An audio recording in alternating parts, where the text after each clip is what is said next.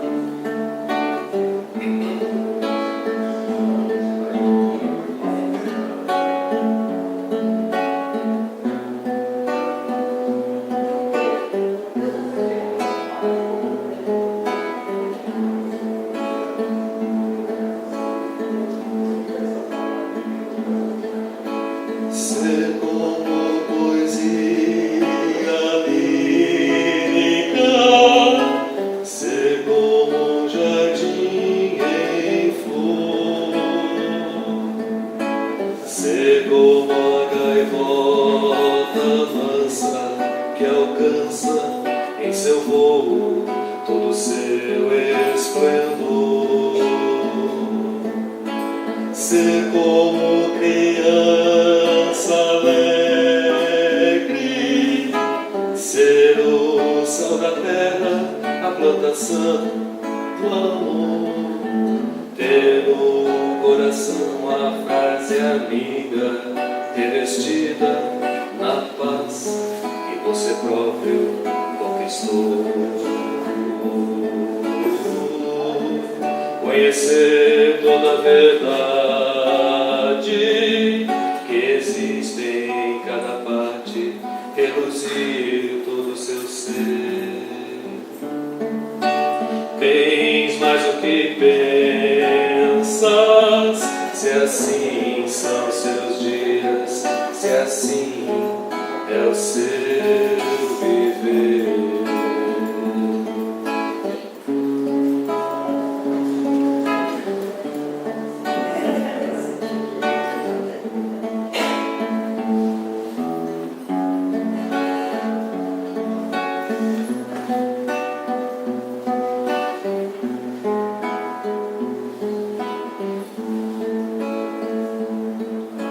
Ser como poesia lírica,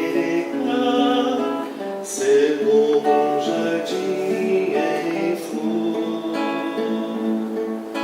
ser como a gaivota mansa que alcança em seu voo todo o seu esplendor. Ser como criança alegre, ser o sal da terra, a plantação do amor, ter no coração a frase amiga, revestida na paz que você próprio conquistou. Conhecer toda a verdade que existe em cada parte, reluzir todo o seu ser. Tens mais o que pensas, se assim são seus dias, se assim é o seu viver. Um bom final de tarde a todos, que a luz de Jesus nos abençoe e nos ilumine. É uma alegria estar aqui mais uma vez, sejam todos bem-vindos e vamos dar início às atividades agradecendo o Paulo pelas belas canções que já nos acalmou o coração, já fez nos pensar em Deus, em Jesus. Possamos unir nesse momento essas energias boas presentes. Vou ler uma mensagem do livro Gotas de Esperanças, número 46. Não esconda o seu sorriso. Todos necessitam dele. Distribua-o de acordo com as circunstâncias. Quem recebe o seu sorriso sente o impulso para respondê-lo na mesma altura. É você despertando alegria nos outros. Talvez carregue tristeza no coração. Sorrindo, você constrói dias melhores para si e para os que estão ao seu lado. Sorria, você se eleva pelo seu sorriso. O sorriso espontâneo suscita alegria e melhora o otimismo. Depois da mensagem, eu convido a todos para pensar em Jesus, nosso Mestre querido, que a sua luz nos envolva nesse momento, que possamos ter um encontro proveitoso, alegre, instrutivo, possamos receber o auxílio da equipe espiritual dos mentores amigos para essa tarefa tão edificante, que é espalhar a doutrina do Mestre por toda a parte. Jesus querido, agradecemos a sua bondade, o seu amor, o auxílio também para a palestrante da noite, da tarde e noite, que ela possa receber a inspiração dos mentores amigos, que suas palavras vão ao encontro do nosso coração, auxiliando para que nós possamos renovar os nossos sentimentos, trazendo alegria, trazendo paz, trazendo orientação, trazendo a esperança de dias melhores para todos nós. Com esse sentimento, com essas rogativas, damos por aberto então as nossas atividades de hoje, e que assim seja.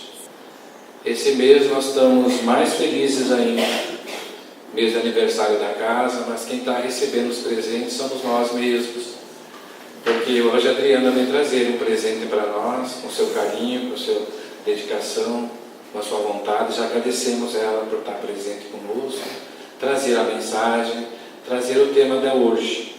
O tema antes e depois. Vou deixar com ela para ela conduzir o trabalho de hoje.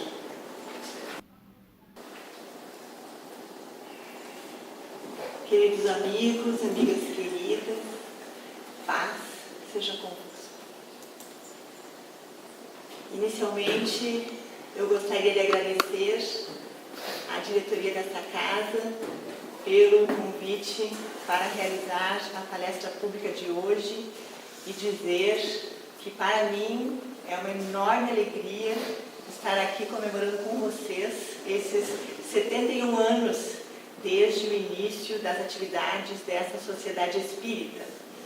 Eu fico imaginando quantas almas foram auxiliadas e conseguiram vencer desafios imensos, superar aflições, graças ao trabalho dedicado dos tarefeiros de ambos os planos da vida, que a serviço do Cristo estiveram e se encontram nessa casa espírita trabalhando.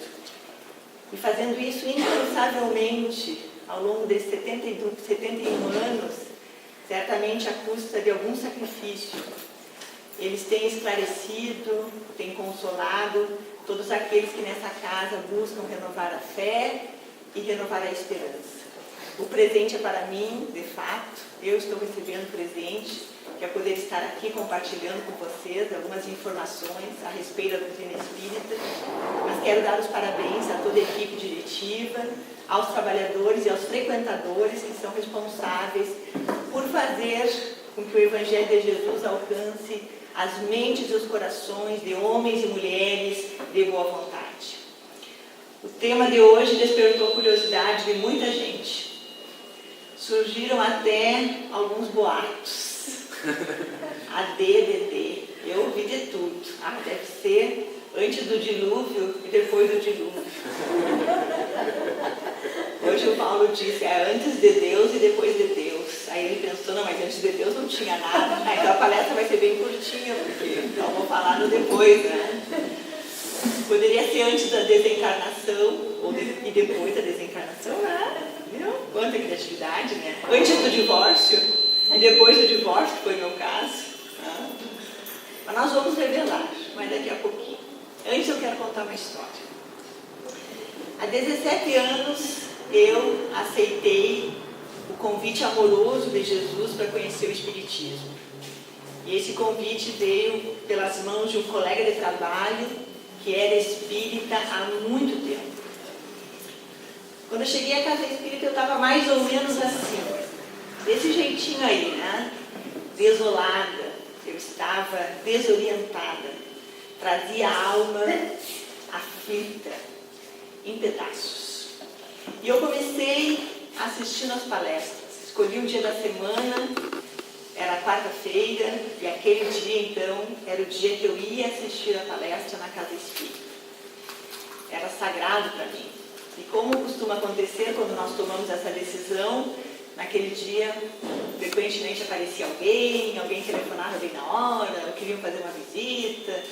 E aí, então, como meu amigo já tinha dito, né, porque eu já conhecia ele há 7 anos que ele me convidava para vir para a casa espírita, então ele me disse, agora tu vai ir, então tu te prepara, porque vão tentar te tirar de lá. E é verdade. Então eu já sabia, se alguém for te visitar, ele disse assim, tu convida para ir junto. E eu fazia isso, convidava para ir junto. Nem sempre ia, mas eu ia. Então eu comecei assim, assistindo as palestras na quarta-feira, ficava para um passe, que era depois da palestra, levava uma garrafinha de água para frutificar, diziam que era bom, e o negócio era bom mesmo, era ótimo. E depois de 5 meses, então, eu ingressei num grupo de estudo. E aí, aos poucos, um mundo de ideias novas começou a surgir e foi como um bálsamo.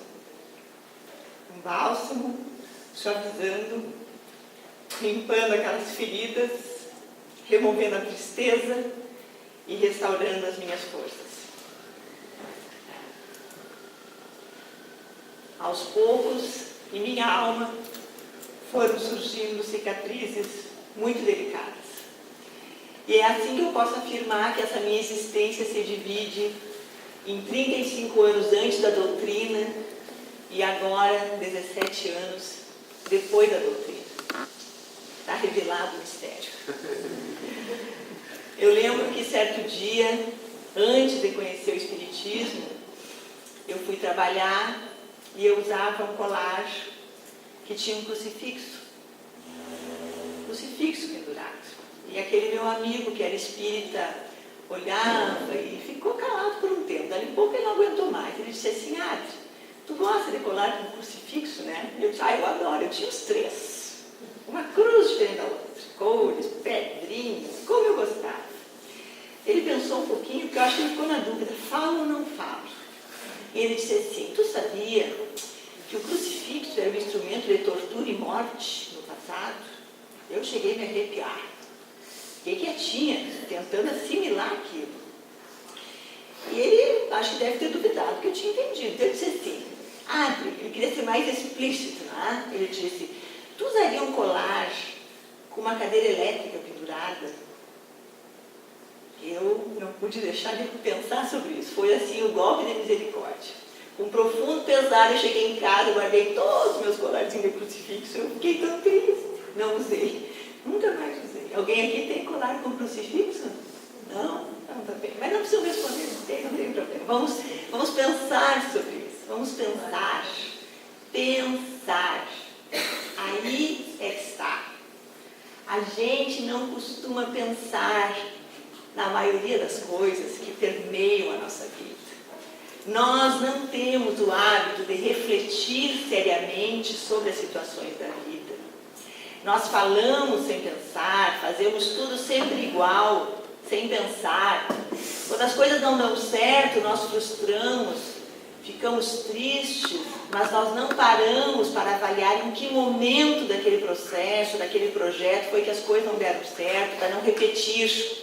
E como nós não refletimos, nós costumamos repetir do mesmo jeitinho e dar errado de novo, por incrível que pareça. Porque as coisas feitas de um jeito, quando repetidas, vão dar sempre o mesmo resultado. E o Espiritismo nos convida a pensar, a refletir e a perguntar para nós mesmos. E quando nós perguntamos e vamos para a casa espírita cheios de dúvidas, ele nos apresenta respostas. Respostas a questões bastante complexas, muito delicadas, que há muito tempo vêm chamando a atenção e têm sido discutidos por teólogos, por filósofos, por estudiosos de diversos ramos da ciência. E foi graças ao esforço de Allan Kardec, o codificador, que organizou, a partir do seu empenho, da sua dedicação, as 5 obras básicas que constituem a codificação espírita. E foi a partir das obras de Kardec, na casa espírita, com um estudo, que eu aprendi sobre algumas coisas absolutamente novas, coisas que eu nunca tinha ouvido falar. Na casa espírita, eu aprendi, por exemplo, que nós somos espíritos imortais, que nós temos uma vida que se inicia no momento em que nós somos criados por Deus, e nós temos várias existências que se sucedem umas às outras. Significa que quando morre o corpo, a alma, absolutamente viva e livre, o abandona, retorna ao mundo espiritual, onde se prepara para uma nova existência corporal. Vocês sabem quais são as consequências disso? São muitas.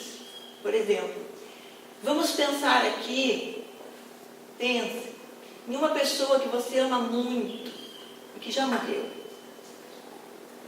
Sabe? Pois essa pessoa está viva. Ela está muito viva. E ela pode estar nesse momento ao nosso lado, nos acompanhando. Quem sabe comemorando, porque finalmente nós viemos para a casa espírita.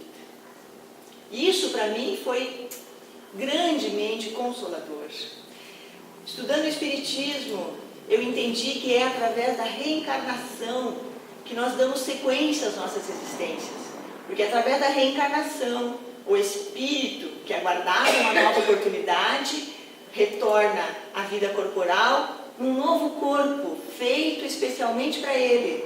E assim, em sucessivas existências, ele vai adquirindo experiência, vai se aperfeiçoando do ponto de vista intelectual, do ponto de vista moral. É assim, nessas sucessivas existências, que nós vamos abandonando vícios, que nós vamos desenvolvendo os bons hábitos, que nós vamos nos tornando melhores. E eu aprendi também que algumas pessoas têm mediunidade. Mediunidade era algo novo para mim. Mediunidade é essa capacidade que algumas pessoas têm de se comunicar com os espíritos. E essas pessoas são chamadas de médiuns. Alguns são bem conhecidos, como Chico Xavier, Divaldo Pereira Franco. Eles conseguem perceber o mundo espiritual que está aqui. Eles conseguem escutar o que os espíritos dizem. Eles conseguem ver os espíritos. Eles enxergam.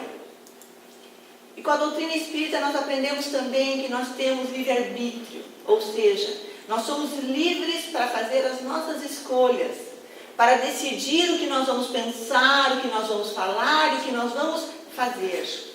Mas a lei é sempre de causa e efeito. Nós, todas as vezes, colhemos aquilo que nós plantamos. E como consequência dessa lei, cada um de nós, nesse momento, está vivendo sobre a sementeira do passado. O passado está, nesse momento, nos devolvendo as sementes que nós plantamos na forma de planta para a colheita.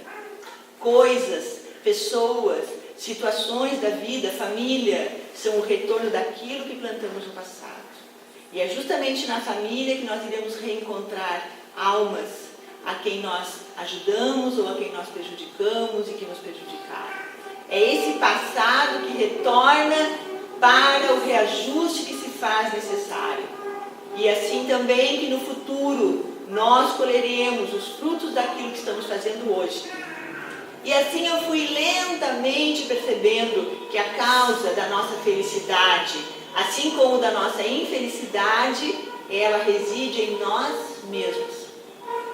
A causa da nossa felicidade ou da nossa infelicidade está em nós mesmos. Não está fora de nós, não está nos outros. São o resultado daquilo que nós fazemos, das nossas escolhas, daquilo que temos escolhido ao longo das nossas existências.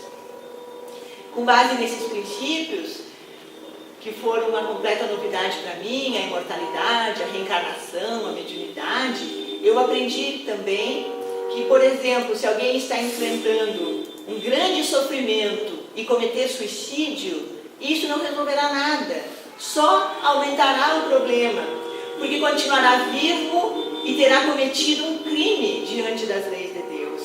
E entendi também que nós não devemos construir a felicidade, nós não devemos construir alegrias, conforto e nem prazer sobre a dor e o desespero de alguém, porque no futuro nós teremos que reparar o prejuízo que nós causamos, e isso muitas vezes será feito às custas de grandes aflições e de situações muito difíceis que teremos que enfrentar. Ah, o familiar difícil. Hoje eu sei que o familiar difícil está nos oferecendo uma oportunidade de reajuste de uma relação desequilibrada que foi interrompida no passado, ou que sofreu terríveis ameaças, ou que foi utilizada, em que foi vivenciada uma situação difícil, em que houve um rompimento dos laços entre aqueles espíritos. Então, o familiar difícil está nos oferecendo a oportunidade do perdão, a oportunidade de desenvolver a paciência, a compreensão e ter um familiar difícil na família é uma bênção. É motivo de gratidão para nós podermos reencontrar essas almas para o reajuste na nossa família.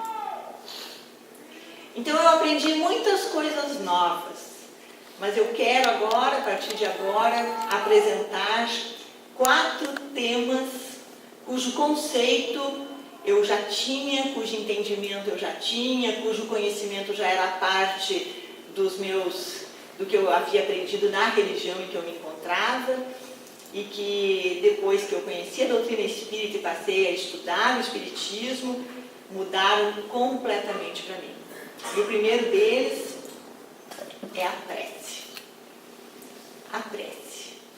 A prece antes da doutrina, as crianças principalmente, quando nós falamos prece para as crianças, às vezes elas, o que é isso, prof? Ah, não, é oração, reza, então eles sabem. Antes da doutrina, para mim, a oração era, eu digo, uma ilustre esquecida, que eu raramente lembrava. Às vezes lembrava na hora que ia dormir, já deitadinha, e daí o que acontece quando a gente faz a prece deitada? Aquilo é uma canção de minar, né? E a gente, dali um pouco, não vê mais nada e dorme. Então, para mim era assim. Eu jamais havia imaginado o que eu sei hoje sobre a prece.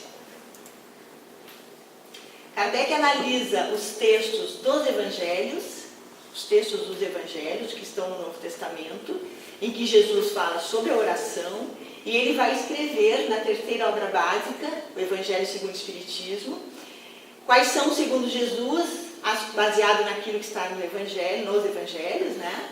Quais são, segundo Jesus, as qualidades indispensáveis para que a prece que nós fazemos, a oração, seja atendida.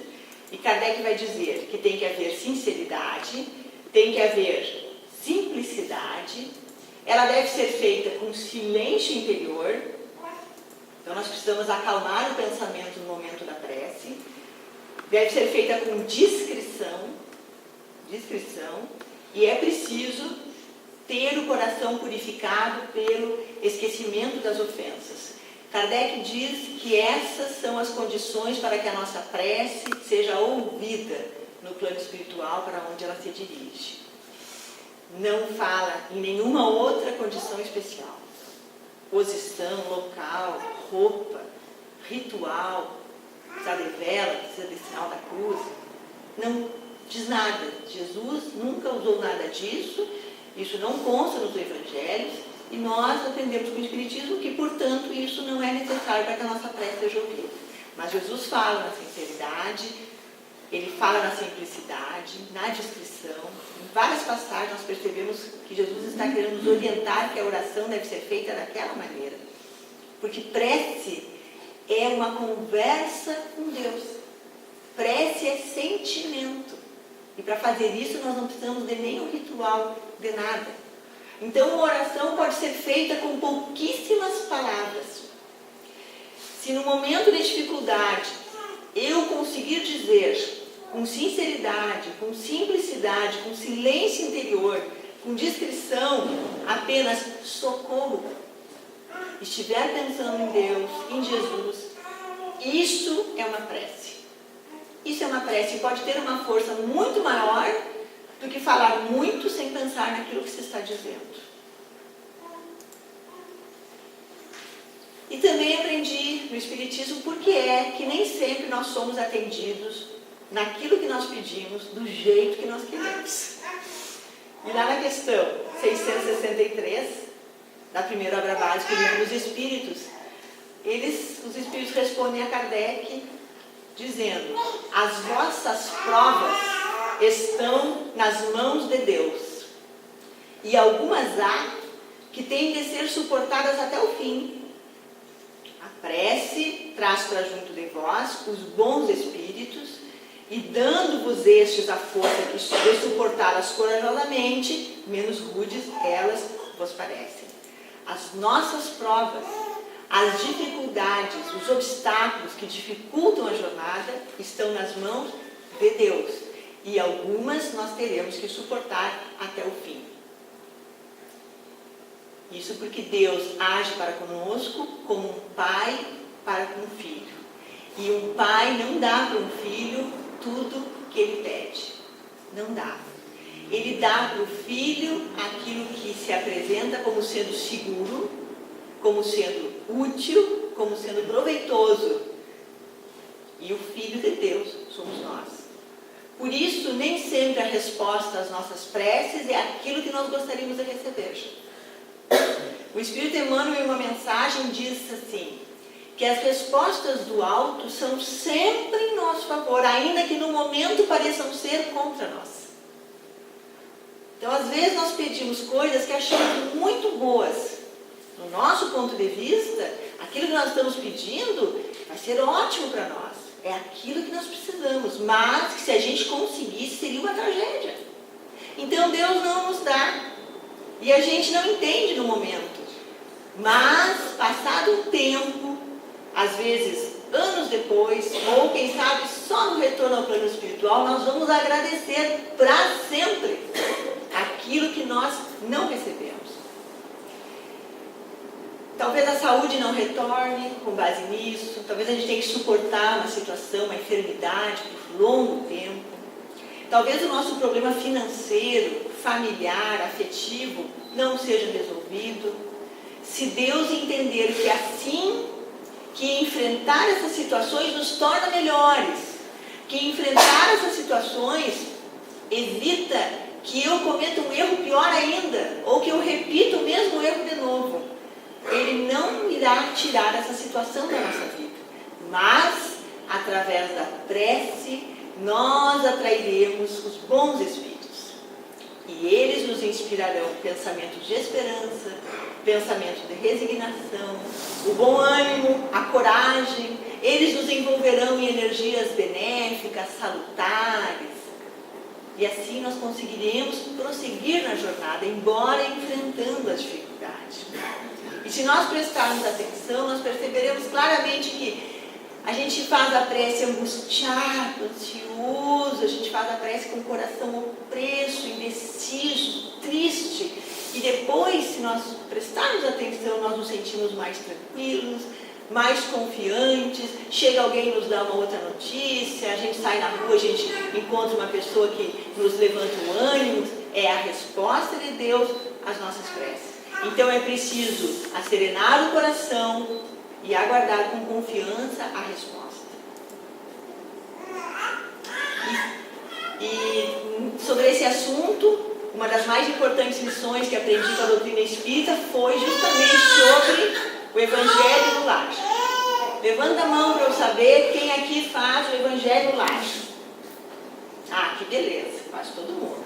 Então vocês vão concordar com o que diz o benfeitor Aniceto nessa obra Os Mensageiros. Ele dá uma instrução para o grupo em que André Luiz está participando. Ele diz assim, que o culto familiar do Evangelho não é tão só um curso de iluminação interior, mas também processo avançado de defesa exterior. Olha só, o lar que cultiva a prece transforma-se em fortaleza. Eu duvido que tenha alguém de nós aqui que na sua casa não tenha uma grade, uma porta bem travada, uma cerca elétrica, quem sabe até um guarda na rua, um porteiro eletrônico, não é? É ou não é? Nós protegemos a nossa casa física e espiritualmente. Como é que nós vamos proteger? Como é que vamos proteger o nosso lar e todos que estão lá dentro? Como que nós vamos proteger? Olha só, o benfeitor diz que o lar transforma-se em uma fortaleza. Então essa é uma prática que deve ser continuada e que aqueles que não começaram ainda devem procurar se informar e adotar a prática do Evangelho no lar nas suas casas. Eu tenho certeza que aqui na Casa Espírita tem alguém que pode, na recepção, né, ou no atendimento fraterno, alguém que pode conversar e orientar como é que se faz o Evangelho no lar. Agora, outra grande revelação para mim, os anjos guardiães. Anjo guardião. A lembrança mais nítida que eu tenho, da primeira vez que eu ouvi falar sobre os anjos guardiães, foi quando eu tinha uns 5 ou 6 anos, talvez uns 7, e eu ganhei de presente um livrinho de orações que na capa tinha o desenho de um anjo, com umas asas enormes, atrás de 2 crianças que estavam com os livrinhos na mão. Então eu imaginava que as crianças estavam indo para a escola e o anjo estava ali protegendo elas. E a pessoa que me deu explicou isso. Ó, isso aqui é um anjo da guarda, está cuidando das crianças. Então, aquilo ali para mim, durante vários dias, eu deitava na cama, no cantinho, que o anjo tinha que deitar do lado. Sentava assim no sofá, eu deixava um lugarzinho para o meu anjo. Quando caminhava num corredor estreito, eu ficava devagarzinho caminhando, porque eu imaginava que ele ia bater as asas enormes, né, naquele corredor, e eu tinha que ir devagarzinho para ele poder ir caminhando e não machucar as asas dele. Ninguém entendia, mas eu estava cuidando para que o meu anjo pudesse me acompanhar. Eu estava ainda longe de imaginar a beleza do que Kardec vai chamar da doutrina dos anjos guardiães. Da doutrina dos anjos guardiães. No item 11 do capítulo 28 do Evangelho, segundo o Espiritismo, o codificador ensina que todos temos ligado a nós, desde o nosso nascimento, um espírito bom que nos tomou sob sua proteção. Um espírito bom, um irmão espiritual mais evoluído do que nós, que nos tomou sob a sua proteção e que nos acompanha desde que nós nascemos. Nós podemos dar o nome que nós quisermos, um anjo de guarda ou espírito protetor. E qual é a missão? Qual é a missão do espírito protetor? Olha só, os espíritos dizem que a missão desse anjo de guarda, desse espírito protetor, é a de um pai com relação aos filhos, a de guiar o seu protegido pela senda do bem, auxiliá-lo com seus conselhos, consolá-lo nas suas aflições, levantar-lhe o ânimo nas provas da vida. Essa é a tarefa básica, né? Coisinha simples. O espírito protetor só tem que conduzir o protegido pelo caminho do bem e do progresso, através das provas da vida. Proteger, consolar, amparar nas quedas morais, ajudar a reerguer. Aqui entre nós, que missão, né? Que missão. Quando eu tomei conhecimento disso tudo, eu fiquei muito emocionada. Muito emocionada. Até hoje, quando eu faço lá minha meditação, que eu penso no Espírito que me protege, eu fico emocionada. Pensar que nós temos junto de nós um Espírito melhor, que está nos acompanhando, que faz de tudo para nos ajudar, que é o amigo, Kardec diz no texto, mais devotado de qualquer amigo que a gente tenha. Quantas vezes eu fico a pensar, quantas vezes esse Espírito me salvou? Quantas vezes, nos momentos de crise, ele me ajudou? E quando nós nos deixamos envolver com a queixa, o desespero, a irritação, nós até podemos nos distanciar psiquicamente dele e não conseguir ouvir os seus bons conselhos. Mas no momento em que nós temos um laivo de razão e começamos e nos damos conta, estamos alterados emocionalmente e fizemos um exercício, ou através da razão nós puxamos de volta o equilíbrio emocional, bastou a gente chamar ele mentalmente, ele vem para junto de nós e ele começa a nos auxiliar no mundo. Então, de vez em quando eu digo, amigo querido, socorro, me ajuda. Recentemente eu sofri um pequeno acidente e eu lembro perfeitamente que naquele momento em que eu achei que eu ia perder o sentido, eu respirei fundo e pedi ajuda para o meu anjo de guarda, do meu espírito protetor.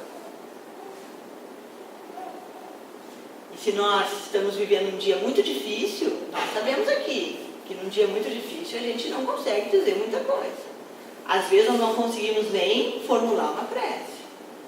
Então, um pedido de socorro dito assim é suficiente, quando é sincero, para que ele venha, para quebrar aquele desequilíbrio momentâneo e que ele venha nos ajudar. E foi na casa espírita que eu reencontrei Jesus. Antes de conhecer a doutrina, eu sabia quem eram seus pais, Maria e José. Onde ele nasceu, Belém. O dia, o mês, 25 de dezembro, oficialmente. Algumas vezes eu me perguntava se ele era aniversariante, porque eu ganhava tanto presente quando ganhava. Aniversário é dele, presente é para mim, mas tudo bem, até era novo. Eu conhecia por alto a história dele, mas foi com a doutrina espírita que eu comecei a, de fato, conhecer Jesus. E para minha surpresa, na casa espírita eu não encontrei Jesus crucificado. Aquele Jesus aparentemente derrotado, que eu trazia no crucifixo. E que, passado um tempo, quando eu olhava, eu ficava tão triste. Aquela imagem, aqui na casa espírita, eu conheci Jesus como um irmão mais velho, como um irmão mais experiente, que de tão experiente já se purificou faz muito tempo de todas as imperfeições, e ele é um espírito puro. E de tão puro, mas tão puro, ele tornou-se um Cristo. Um Cristo. E recebeu de Deus a permissão para planejar e executar um projeto muito especial de um mundo, a Terra. Nas palavras do Espírito Emmanuel, no livro A Caminho da Luz, Jesus é o divino escultor que com suas mãos augustas e sábias, no comando de legiões de trabalhadores devotados, organizou o cenário da vida na Terra. E foi assim que eu aprendi que ele é o governador espiritual do nosso orbe, do nosso planeta. E que ele está, desde sempre e para sempre, presidindo os destinos da Terra. E há 2000 anos, ele esteve aqui, nasceu entre nós, encarnou na Terra, e a gente fica pensando que só mesmo um amor muito puro, só mesmo um amor infinito, pleno, faria um Cristo descer das moradas celestes, das estrelas onde ele se encontra, para deixar as lições da bondade, para deixar a lição da paciência, da humildade, do perdão, da compreensão. Só mesmo um espírito que ame muito a humanidade na Terra, para fazer isso, para vir aqui exemplificar a obediência às leis de Deus. E lá na resposta à questão 625 da primeira obra básica, nós ficamos sabendo que para nós espíritas, Jesus é o guia, porque ele já trilhou os caminhos por onde nós temos que passar, ele está lá adiante aguardando cada um de nós. E que ele é um modelo a ser seguido, quer dizer, bem simples. Se ele é o modelo, e se eu me encontro numa situação em que eu não sei o que fazer, basta ver o que ele fazia, como é que ele agia, como ele tratava as pessoas, como ele auxiliava as pessoas. É só imitar Jesus. Porque se a mensagem dele, em alguns pontos, muitos pontos, foi adulterada, o que ele fazia e que está lá bem descrito, não tem como adulterar. O exemplo dele não foi mudado. Então é só imitar. E foi depois que eu conheci esses princípios da reencarnação, da imortalidade, que eu comecei a compreender os ensinamentos dele, porque eu pensava, como pode ser bem-aventurado um aflito que morresse em aflição? Não, morreu em aflição, não é bem-aventurado, não foi feliz. Então eu entendi, ele é bem-aventurado.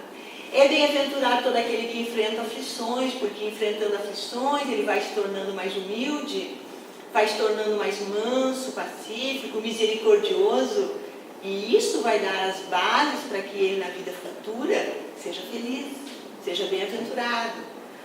Como compreender?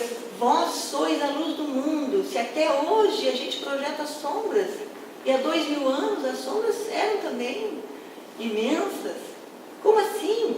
Como que eu sou a luz do mundo? Se com o meu comportamento eu firo as pessoas, prejudico, eu lanço sombras? Simples. Porque ao longo das sucessivas existências, o ser espiritual irá se iluminando, irá clareando tudo à sua volta. E esse aqui então era mais difícil. Amai vossos inimigos, amar os difíceis, amar os ingratos, aqueles que nos prejudicam. Por que é que eu me daria o trabalho de fazer esse esforço? Eu descobri muitos motivos para a doutrina espírita, eu vou citar só 2. Primeiro, para não adoecer. Porque nós sabemos hoje, e a doutrina espírita nos fala isso há muito tempo, mas a ciência também vem falando que aquele que guarda mágoa, que aquele que guarda ressentimento, que remoe o problema, que não consegue libertar-se daquela situação em que foi prejudicado, ele desenvolve doenças em função de toxinas que são geradas a nível mental, por aquele pensamento ruim de vingança, de raiva, de ódio, para não adoecer. Segundo, para não ter que enfrentar o ódio perpetuamente, durante muito tempo, que perpétuo ele nunca será. Mas esse ódio que permanece entre 2 espíritos é a causa de muitos processos obsessivos. Nós vemos nas obras que às vezes durante décadas, centenas de anos, milênios, os espíritos ficam nesse círculo vicioso de causar o mal e ser o autor do mal e receber o mal, não conseguem sair disso porque não houve perdão. Os processos obsessivos que estão hoje acontecendo, certamente acontecem porque em algum momento o perdão não aconteceu. Se nós queremos o progresso, nós desejamos a felicidade, nós precisamos amar os nossos inimigos. E sobre isso, Kardec escreve capítulos no Evangelho, os Espíritos passam instruções para a gente entender bem que amor é esse. Que às vezes há um engano na forma como nós entendemos esse amor aos inimigos. Então tem que vir estudar na casa espírita. Sede vós perfeitos. Quando que eu vou ser perfeita? Eu já estou na curva descendente da vida. Depois dos 42 a gente já está na curva descendente. Eu já estou. Faz tempo. Quando é que eu vou ser um espírito puro? Quando?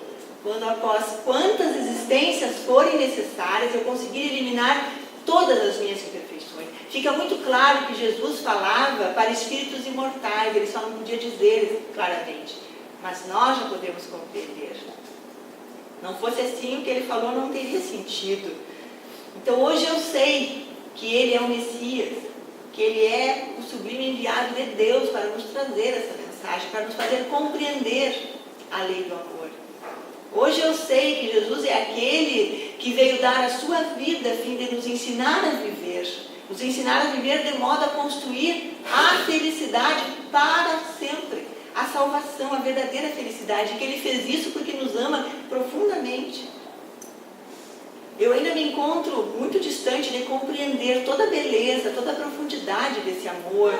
Muito, muito, muito distante de entender a mensagem do Cristo, mais ainda de viver integralmente os ensinamentos dele, mas eu já reconheço nele o caminho, a verdade, a vida, e eu penso que isso já é um bom começo.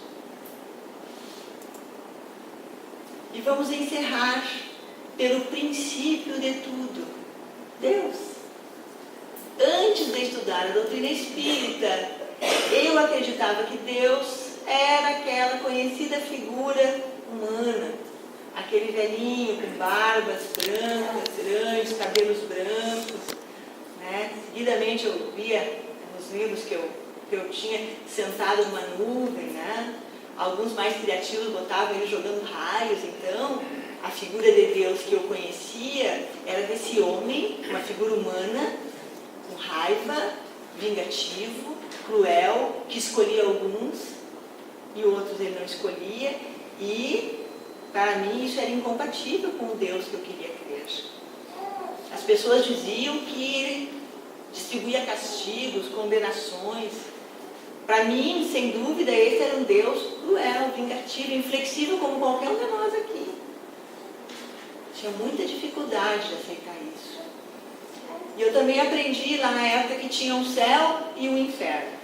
Que quem cometesse erros seria eternamente condenado ao sofrimento, e os que tivessem mérito, muito mérito, iriam para o céu e gozariam por toda a eternidade de uma vida sem problemas. Como eu era certamente uma pecadora, porque eu era muito arteira, desobediente, vivia dizendo que é pecado, eu ia, olha, na melhor das hipóteses, para um purgatório. E aí eu via aquela imagem do purgatório. Então a criatura tinha que ficar no purgatório, esperando que as rezas dos que ainda estavam vivos, né, conseguissem uma passagem para o céu. Pense um pouquinho. A gente não deve temer um Deus desse? Eu tinha muito medo de Deus. Muito medo.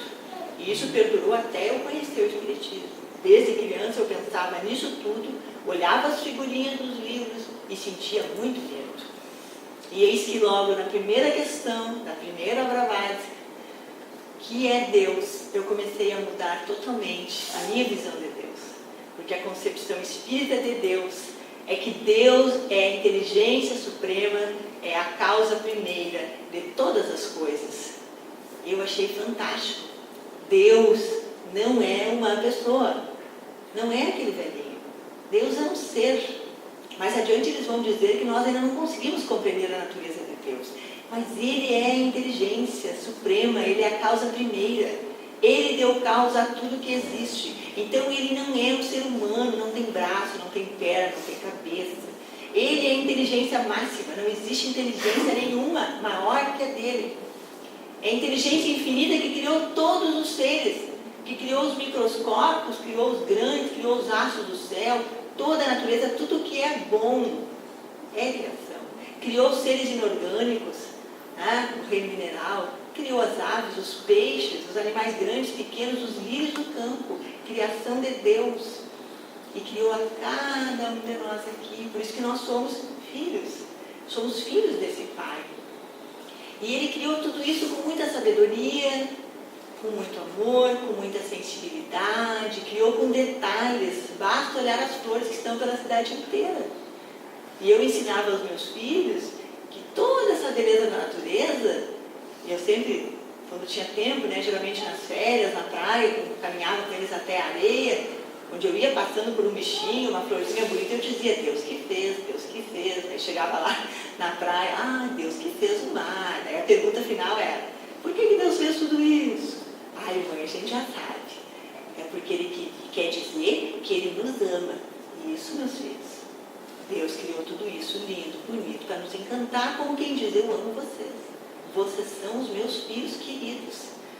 Então hoje eu sei que Deus existe, que Ele está em todo lugar, inclusive dentro de mim. Que Ele é um Pai justo, sensível, bom, que conhece o nosso passado, conhece as nossas alegrias, conhece cada uma das dificuldades do nosso presente. E sei que Ele nos ama tanto e sempre, que Ele ama quando a gente acerta e Ele ama quando a gente erra.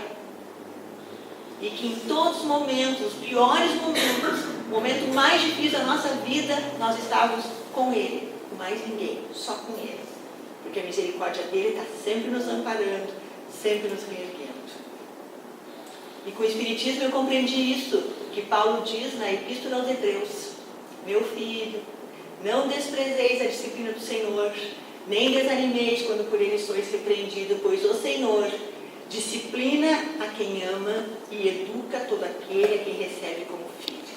Então, quando a aflição nos visita, quando um grande sofrimento nos alcança, a perda de alguém querido, uma doença grave, a dificuldade financeira, uma situação emocional muito difícil, o objetivo é nos trazer de volta ao cumprimento das leis, de volta ao cumprimento da lei do amor. O sofrimento é, por assim dizer, o último recurso da pedagogia divina, quando tudo mais falhou, para nós reconsiderarmos aquele comportamento equivocado. Então nós entramos no caminho do sofrimento. É Deus nos disciplinando, é o Pai disciplinando os seus filhos. Não se trata de pecado, não se trata de punição, de castigo, mas sim de quitar débitos, de renovar a nossa forma de agir, de adquirirmos conhecimento, até o ponto de nos arrependermos e desejarmos de fato mudar o nosso comportamento. Mudar o comportamento para não machucar mais ninguém, para não prejudicar mais ninguém, não trair a confiança, não roubar, não explorar, não caluniar, não agir com indiferença para com os nossos irmãos, porque assim nós não sofreremos mais no futuro. Então essa é a mensagem do sofrimento, essa é a mensagem da aflição. E é claro que no momento de uma grande aflição é muito difícil a gente lembrar dessa bondade. Talvez alguns fiquem até revoltados ou pensem que não existe Deus, que Deus não é esse ser. Talvez no momento da dificuldade a gente tenha uma tendência à revolta ou pensar que Ele não nos ama. Mas nesse momento, como nós dissemos, é o momento em que Ele está mais junto de nós. E um dia nós vamos compreender a ação desse amor, que é um amor sublime e que cuida permanentemente de todos nós. E aí passa o tempo, né? Passa o tempo. Depois de compreender essas informações todas, nós estamos lá na casa espírita, estudando, compreendendo isso tudo, nós assim entramos no clima do espiritismo, né? A gente pensa assim, imortalidade, que legal, nessa idade então, vou achar maravilhoso ser imortal, né? Mas que legal, reencarnação, corpo novinho, sem ruga, Pode ser que seja sem cabelo, mas o cabelo vai crescer, não vai ser branco, pelo menos no início não. Que coisa boa nascer um corpinho assim, saudável. Ah, mediunidade, então, mas que maravilha, tantas mensagens lindas, olha os irmãos do alto nos ajudando. E assim nós vamos muito animados, muito maiores diante das leis de Deus. A responsabilidade de nos tornarmos aquelas cartas vivas do Evangelho que Paulo fala, mudando a trajetória das nossas vidas. A responsabilidade de passar esse conhecimento maravilhoso que está no campo das ideias para a prática, para o dia a dia. Então, meus irmãos, não é fácil ser espírita, não é. Porque com a consciência desperta, nós começamos a nos analisar o tempo todo. E as pessoas acham muito curioso quando a gente fica triste porque errou. Né? Quando a gente fica chateado porque fez de novo a mesma coisa. Quando alguém nos trata de uma certa maneira que não é legal, a gente não fica pensando por que fez isso, o que eu fiz, o que será que não foi legal, como é que eu tratei essa pessoa para ela me tratar assim. Nós começamos a nos analisar o tempo todo e começamos a ter muito cuidado para não repetir os mesmos erros. Quando nós nos tornamos espíritas, uma coisa que eu ainda faço, que eu gosto muito, que é me queixar, que é reclamar, não sei vocês, eu ainda de vez em quando dou uma reclamona, assim, né? Perdeu o sentido. Vou me queixar de quem? De mim. Ora, vou me queixar de mim, porque tudo está nas minhas mãos. É o resultado do que eu fiz. Aí me queixar de mim, não sei que queixar de mim mesma, não dá, né? Perdeu o sentido a queixa. E os nossos pecados, os nossos erros, aqueles equívocos, pequenos ou grandes, é muito difícil quando a gente é espírita, porque a gente sabe que não basta confessar, que a gente tem que reparar. É preciso reparar. E mais difícil ainda é quando a gente fica sabendo que a felicidade tão desejada, tão buscada, tão ansiada, depende da nossa melhora moral. Nós não conseguiremos encontrar esse caminho, entrar e encontrar a felicidade se nós não nos transformarmos para melhor. E ainda por cima a gente fica sabendo que nem quando a gente desencarnar a gente vai deixar de trabalhar, né? Nós vamos estar lá no plano espiritual, vamos nos recompor, quem sabe durante um tempo, né? Provavelmente quem aqui já é trabalhador da casa, quem já tem uma caminhada, e nós vamos trabalhar também. Então nós não vamos descansar de jeito nenhum.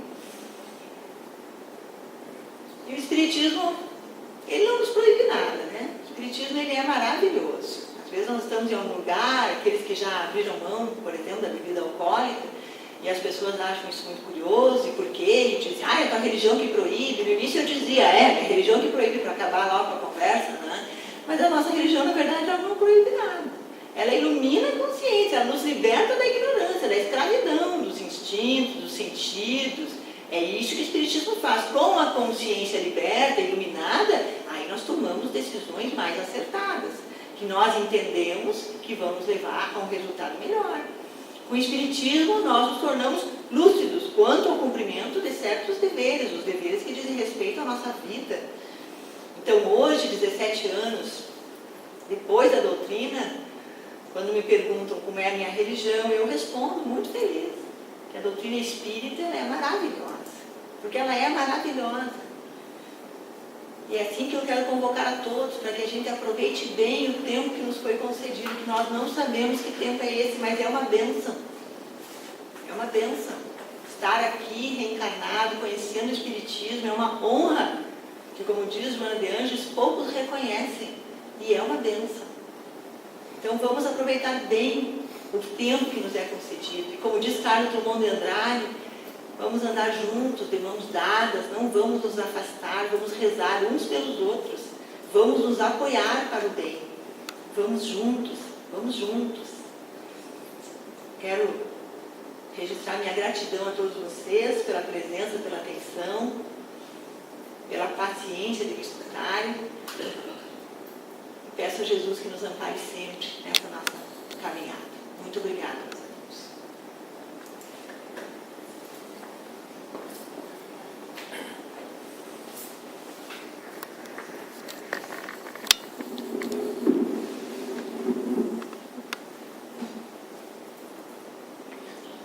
Vamos agradecer então a Deus, a Jesus, a doutrina espírita, Allan Kardec é codificador. A bondade divina que nos permite estar encarnado nesse momento. Aproveitando que estamos todos aqui reunidos, vamos fazer os nossos pedidos, nossas orações, por nós mesmos, para que nós possamos entender essa doutrina bela, maravilhosa, introjetar em nós essa semente divina e fazer uso no nosso dia a dia. Rogamos também, podemos todos mandar essa energia, essas irradiações de luz para todos que nós conhecemos, aqueles que ficaram em casa, aqueles que estão doentes nos lares, nos hospitais, nos asilos, por toda parte. Que esta luz possa ir em auxílio, iluminando seus corações, fortalecendo para vencer as dificuldades. Também rogamos a Jesus, nosso Mestre querido, que a sua luz se estenda por toda parte, pelo nosso Brasil, para que as pessoas sejam mais sensatas, tranquilidade, serenidade nos momentos que passam. Enfim, Senhor, agradecemos por tudo. Que nós possamos ir para casa bem alegre, bem feliz, levando daqui essa mensagem maravilhosa nos nossos corações, estimulando para que nós possamos desenvolver esses potenciais que existem em nós. Somos gratos a todos, desejamos um ótimo final de semana, desejamos muita paz para todos e que assim seja. Então agradecemos a todos e em seguida vai ter os passes, aqueles que acharem necessário. Muito obrigado a todos.